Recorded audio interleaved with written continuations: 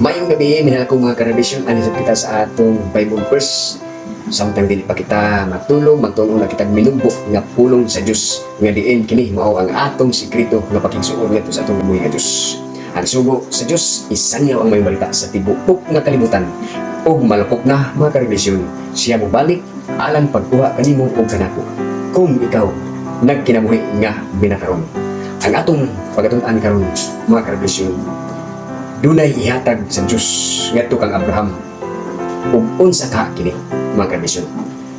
Siguro atong nunaon mga karabisyon sa ato pagkakaron nga panahon, siguro tagaan siguro balay, siguro tagaan siguro kutsi, siguro tagaan og bahandi, siguro tagaan og arko, basin tagaan og bulawan mga karabisyon. Apan kanang atong nga mapangutana karon, patubagon na to ang balaan nga kasalanan. Ini sa Genesis Kapitulo 12 versikulo 7 nga nagaingon dire.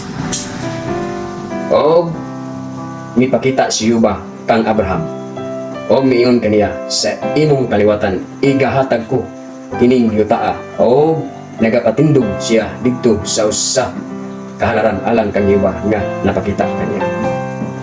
Mga karaglisyon, klaro og tin-aw nga ang ihatag di ay dili mga butang nga kalibutanon, dili butang nga balay, dili butang nga kwarta, dili butang nga bulawan, dili sakyanan, kung dili mga karabisyon ang ihatag ngadto kang Abraham.